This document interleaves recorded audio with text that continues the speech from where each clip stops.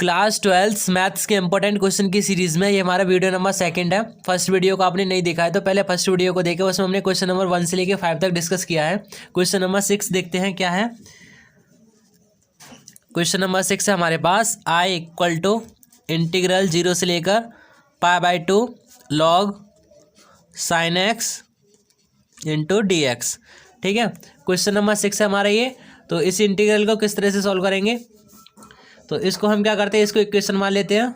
ठीक है, equation first मान लिया तो हम यहाँ पे एक प्रॉपर्टी यूज़ करेंगे। उस प्रॉपर्टी को पहले लिख देते हैं, इंटीग्रल 0 से लेकर a f(x) dx। अगर इस तरह का इंटीग्रल हो तो हम उसे लिख सकते हैं इंटीग्रल 0 से लेकर a f a माइनस का x dx।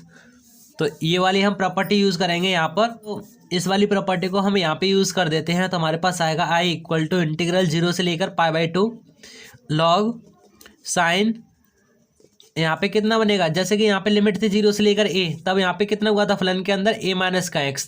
तो हमारी लिमिट कितनी है 0 से लेकर π/2, तो यहाँ पे कितना हो जाएगा π/2 माइनस का x।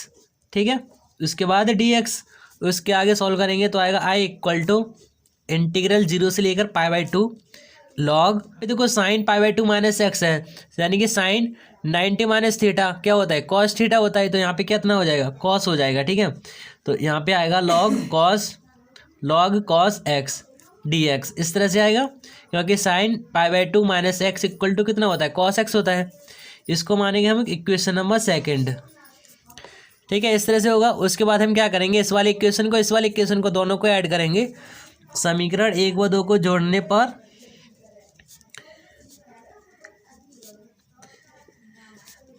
ठीक है, दोनों इक्वेशन को हम ऐड कर रहे हैं तो हमारे पास देखो ये भी आई है, ये भी आई है, कितना हो जाएगा 2i इंटीग्रल 0 से लेकर π/2। ठीक है, यहाँ पे कितना लिखा है, log sin x लिखा है, इसको लिखा log sin x प्लस का, अब इसको लिखेंगे कितना, ये log cos x। ठीक है, अब यहाँ पे एक ब्रैकेट लगा देते हैं, उसके बाद dx। इस तरह से आगे इसको सॉल्व करते हैं। 2i इक्वल टू इंटीग्रल 0 से लेकर π/2। अब देखो यहाँ पे log sin x plus log cos x लिखा हुआ है। यहाँ पे हम एक प्रॉपर्टी यूज़ करेंगे, अगर log m plus log n इस तरह से लिखा हो तो हम उसे लिख सकते हैं log m इंटू n। ठीक है, तो यहाँ पे log m की वैल्यू ये है, n की वैल्यू ये है, तो log m plus log n लिखा है, हम इसको लिखेंगे log sin x इंटू में cos x, इस तरह से लिख सकते हैं। ठीक है, उसके बाद dx, उसके आगे सॉल्व करेंगे तो 2i इक्वल टू आएगा इंटीग्रल 0 से लेकर π/2 log, अब हम यहाँ पे क्या करेंगे, 2 का मल्टीप्लाई भी करेंगे, 2 का डिवाइड भी करेंगे। तो 2 sin x into cos x, divide में कितना आएगा 2 आएगा, उसके बाद dx आएगा। ठीक है, अब हम क्या करते हैं, तो यहाँ पे 2 sin x into cos x बन गया। ये किसका फार्मूला होता है, sin 2x का होता है। तो इंटीग्रल 0 से लेकर π/2 log, ठीक है log, उसके बाद यहाँ पे कितना हो जाएगा sin 2x, डिवाइड में कितना आएगा 2 आएगा। ठीक है, उसके बाद dx आएगा, उसके आगे सॉल्व करेंगे तो 2i इक्वल टू इंटीग्रल 0 से लेकर π/2। अब देखो मैं इसको यहाँ पर भी एक प्रॉपर्टी यूज़ करूँगा, अगर हमारे पास log m/n इस तरह से लिखा हो तो हम उसे लिखते हैं log m माइनस का log n। log m/n equal to कितना होता है, log m minus log n। तो log m/n करके लिखा है, इसको लिखेंगे हम log sin 2x minus log 2, इस तरह से लिख सकते हैं इसको। ठीक है, तो इसके बाद dx। तो अब हमारा जो इंटीग्रल है इसको 2 भागों में लिखेंगे। ठीक है, तो इंटीग्रल कितना होगा, 2i इक्वल टू इंटीग्रल 0 से लेकर π/2 log sin 2x into dx। उसके बाद फिर इसको लिखेंगे, हमने क्या किया, इस इंटीग्रल को 2 भागों में तोड़ लिया, पहले इसको इस तरह से लिख लिया log sin x 2x dx, उसके बाद इस log 2 को लिखेंगे तो माइनस इंटीग्रल 0 से लेकर π/2 log 2 इंटू dx। ठीक है, अब इसको भी सॉल्व करते हैं तो कितना आएगा 2i इक्वल टू, अब देखो यहाँ पर इसको तो अभी ऐसा ही रखते हैं, इंटीग्रल 0 से लेकर π/2 log sin 2x into dx। इसको इंटीग्रल के बाहर लेके आएंगे तो log 2 बाहर रखा हमने। ठीक है, तो हमारे पास बचा इंटीग्रल 0 से लेकर π/2 और यहाँ पर dx, इस तरह से बना। अब हम क्या करेंगे, इसका इंटीग्रल आसानी से कर देंगे अब यहाँ पे, लेकिन इस वाले के लिए हम क्या करेंगे, यहाँ पर 2x इक्वल टू हम पुट करेंगे t। तो 2x equal to t put किया तो 2 dx इक्वल टू dt आएगा, क्योंकि x का इंटीग्रल 1 हो जाएगा। उसके बाद अवकलन करेंगे तो dt अपन dx आएगा, तो dx हमने इधर भेज लिया है, ठीक है। तो 2 dx इक्वल टू dt आया, तो dx इक्वल टू कितना आएगा, dt अपॉन में 2 आएगा। अब हम इस इंटीग्रल को चेंज कर रहे हैं तो इसकी लिमिट भी चेंज हो जाएगी। तो इसकी लिमिट्स क्या हो जाएंगी, लिमिट्स देखते हैं हम यहाँ पर। तो अगर हमारी लिमिट अभी कितने में थी, x में थी, जब x बराबर 0 था तब x का मान यहाँ पे 0 रखेंगे तो t का मान कितना मिलेगा, 0 मिलेगा। जब x की लिमिट π/2 थी हमारी पहले, ठीक है, तो π/2 यहाँ पे रखेंगे x की जगह पे, तो π/2 रखने पर तो 2 से ये वाला 2 कैंसिल हो जाएगा, हम π/2 पुट करेंगे तो ये वाला 2 कैंसिल हो जाएगा, तो हमारे पास t की वैल्यू कितनी आएगी, केवल पाई आएगी, ठीक है।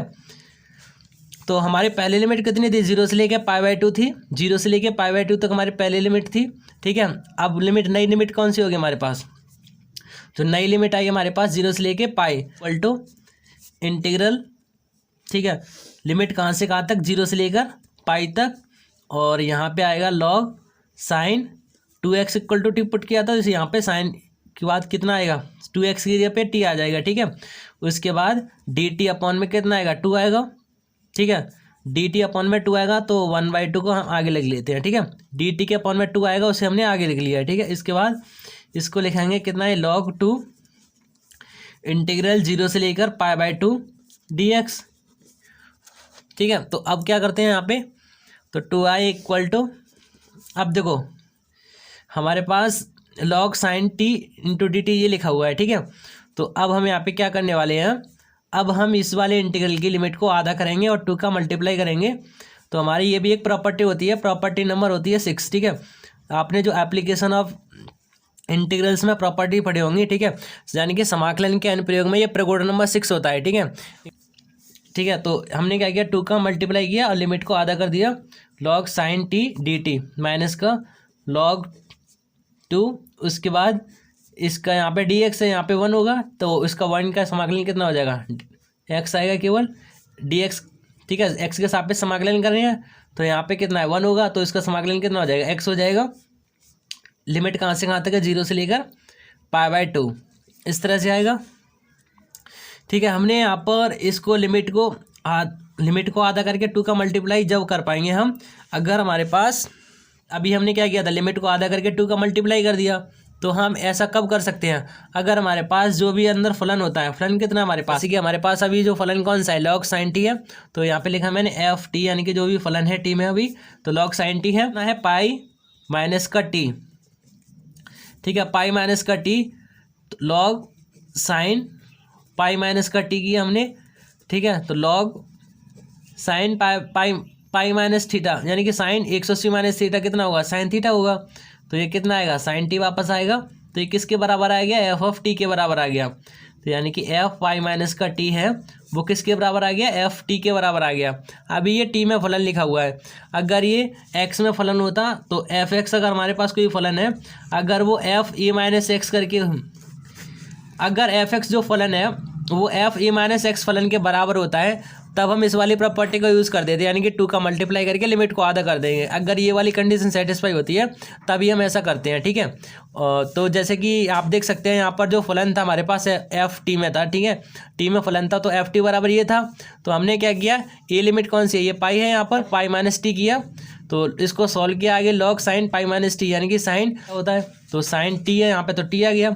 उसके बाद log साइन टी क्या था हमारे पास, एफ ऑफ टी था, तो हमने रख दिया, तो हमारी जो कंडीशन थी वो सेटिस्फाई हो रही थी, इसलिए हमने यहाँ पे क्या किया, 2 का मल्टीप्लाई कर दिया, लिमिट को आधा कर दिया। इंटीग्रल को हम आगे सॉल्व करते हैं, तो 2i इक्वल टू 2 से 2 कैंसिल हो जाएगा, इंटीग्रल बचा हमारे पास 0 से लेकर π/2 log sine t into d t minus का log 2।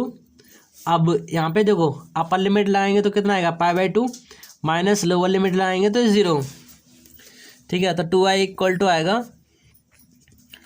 तो अब देखो यहाँ पर जो भी फलन लिखा हुआ है किस में लिखा हुआ है, टी में लिखा हुआ है, हम इसको एक्स में चेंज कर सकते हैं, ये भी हमारी प्रॉपर्टी होती है। log साइन यहाँ पे एक्स हो जाएगा, dx हो जाएगा माइनस का log 2, और ये कितना आएगा यहाँ पर π/2 बचेगा मल्टीप्लाई में, ठीक है। तो ये π/2 लिखा है, ठीक है। से यानी कि प्रॉपर्टी नंबर 0 कौन सी थी हमारी प्रॉपर्टी, ये होती है कि इंटीग्रल 0 से लेकर a f(x) dx होता है, तो हम उसे लिख सकते हैं इंटीग्रल 0 से लेकर a f(t), इसमें चेंज कर सकते हैं। अगर हमारा t में फलन है तो हम उसे x में चेंज कर सकते हैं, ठीक है।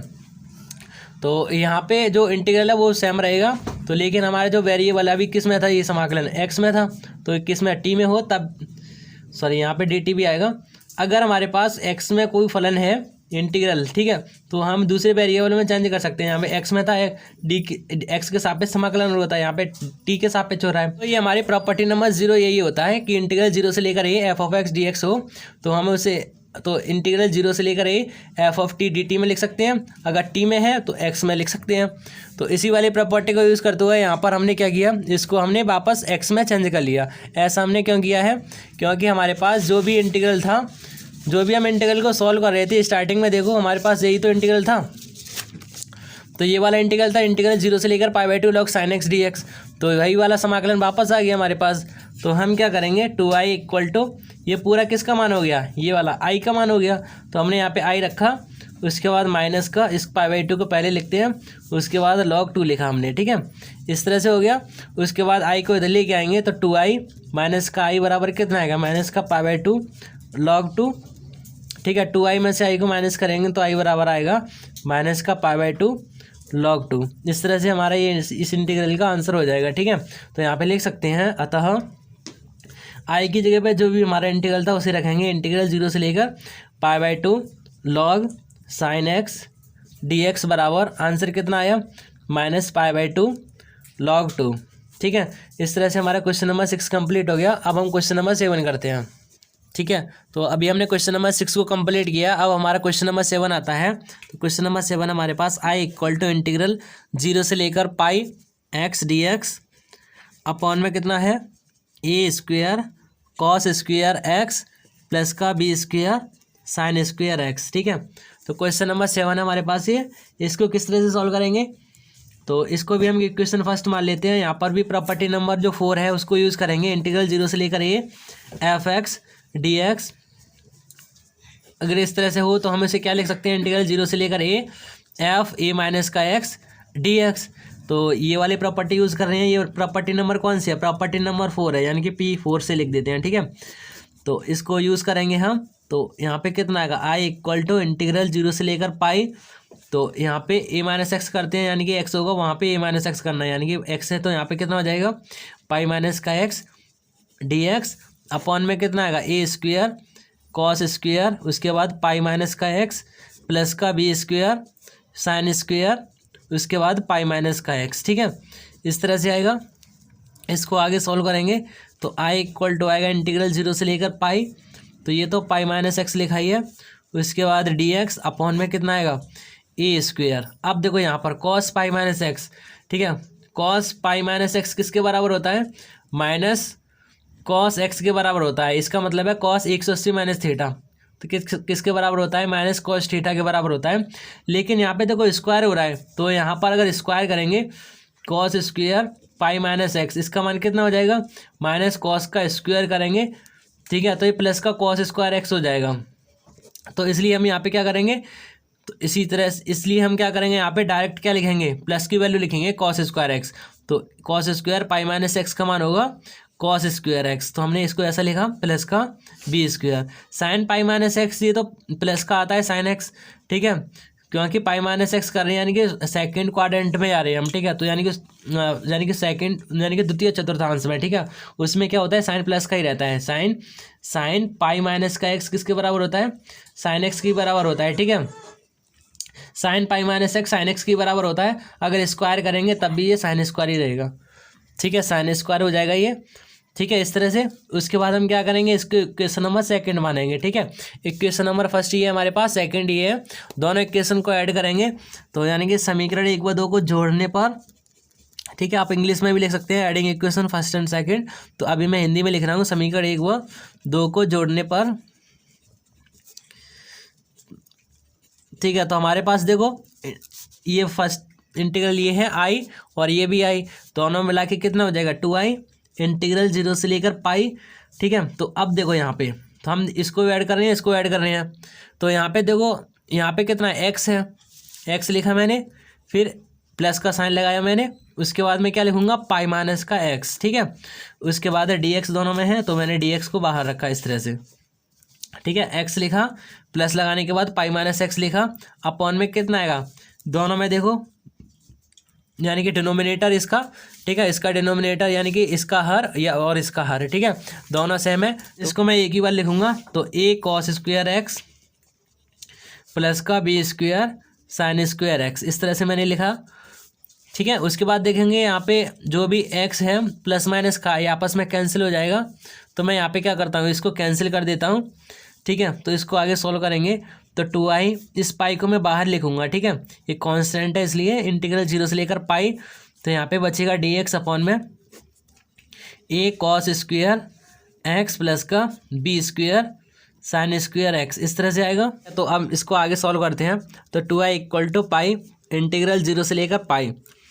ठीक है, तो अब मैं यहाँ पे क्या करने वाला हूँ, यानी कि यहाँ पे मैं कॉस स्क्वायर एक्स से डिवाइड करूँगा। ठीक है, और नीचे भी डिवाइड करूँगा, अभी मैंने यहाँ पे डिवाइड किया है। ठीक है, अंश में डिवाइड कर दिया कॉस स्क्वायर एक्स से।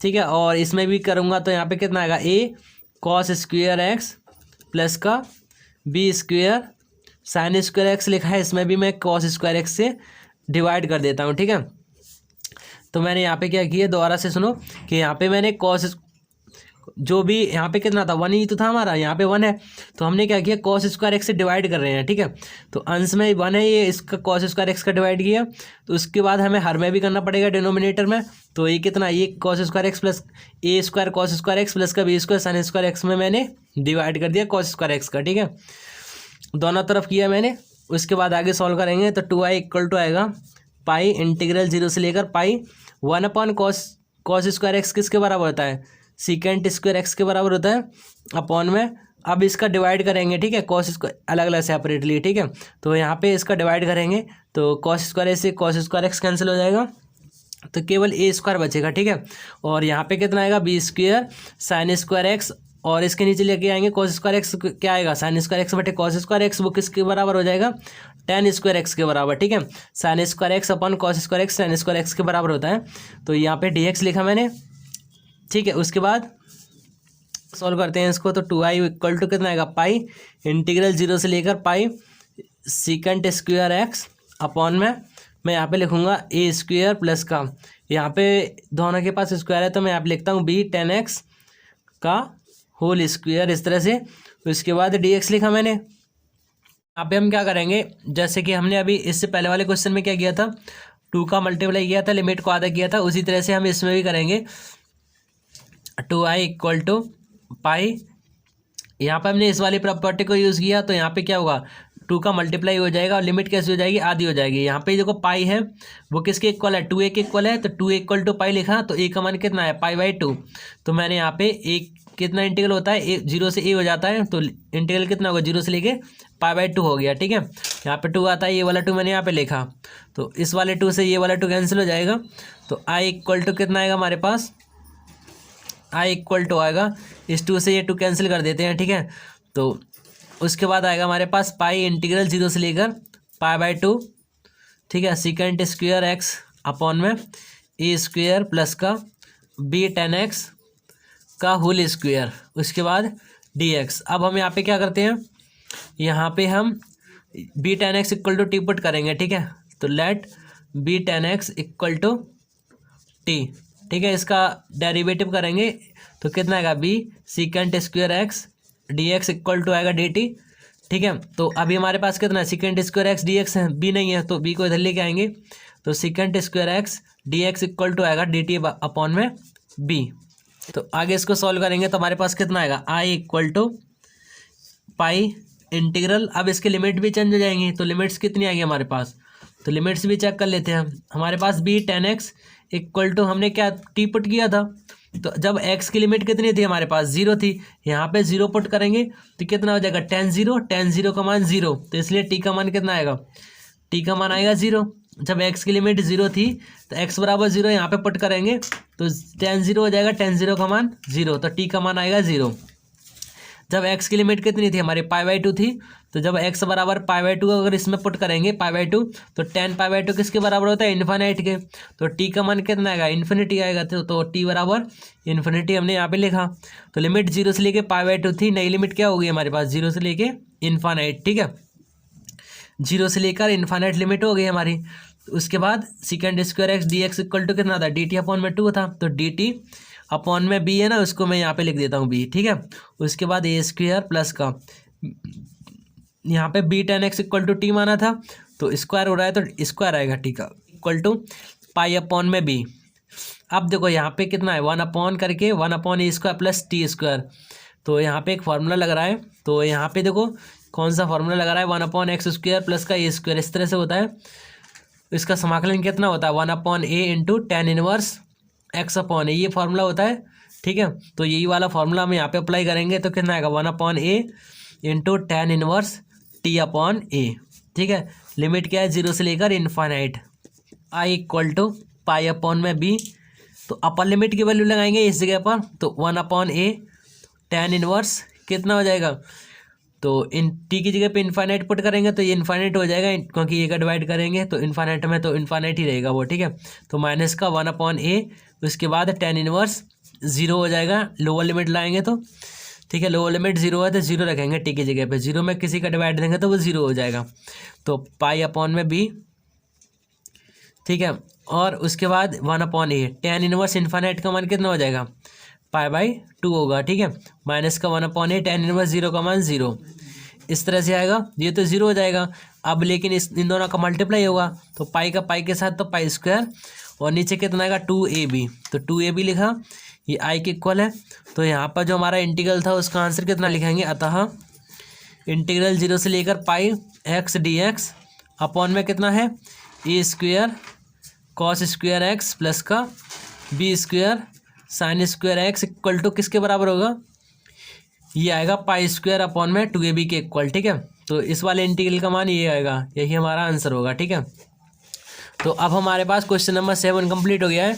अब हम क्वेश्चन नंबर 8 करते हैं। 8 है हमारे पास, आई इक्वल टू इंटीग्रल 0 से लेकर पाई, ठीक है, एक्स साइन एक्स अपॉन में कितना है 1 प्लस का cos square x d x, ठीक है, ये हमारा इंटीग्रल है। तो हम क्या करेंगे, इसको सॉल्व करते हैं। तो हम क्या करेंगे, यहाँ पे इसको भी इक्वेशन नंबर फर्स्ट मान लेते हैं, ठीक है। यहाँ पर भी हम जो प्रॉपर्टी यूज़ कर रहे हैं प्रॉपर्टी नंबर 4, उसी को यूज़ करेंगे। इंटीग्रल 0 से लेकर A F x d x हो तो हम उसे लिख सकते हैं इंटीग्रल 0 से लेकर ए एफ ए माइनस का एक्स डी एक्स, तो ये वाली प्रॉपर्टी यहाँ पे यूज़ करेंगे। तो आई इक्वल टू कितना आएगा, इंटीग्रल 0 से लेकर पाई, एक्स की जगह पे कितना हो जाता है ए माइनस एक्स, तो यहाँ पे ए की जगह पे कितना है पाई, तो कितना हो जाएगा एक्स की जगह पे पाई माइनस का एक्स, पाई माइनस एक्स लिखा। उसके बाद साइन पाई माइनस का एक्स अपॉन में कितना आएगा 1 प्लस का कॉस स्क्वायर पाई माइनस का एक्स, उसके बाद डी एक्स, इस तरह से आएगा।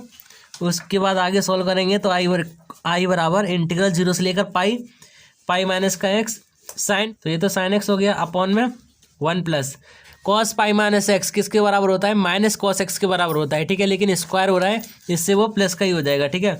तो मैं यहाँ पे कॉस स्क्वायर एक्स लिखता हूँ प्लस का ही, क्योंकि स्क्वायर करने पर प्लस का हो जाएगा वो, ठीक है। कॉस पाई माइनस एक्स तो माइनस कॉस एक्स के बराबर होगा, लेकिन माइनस का फिर स्क्वायर करेंगे तो प्लस का हो जाएगा वो, इस तरह से, ठीक है।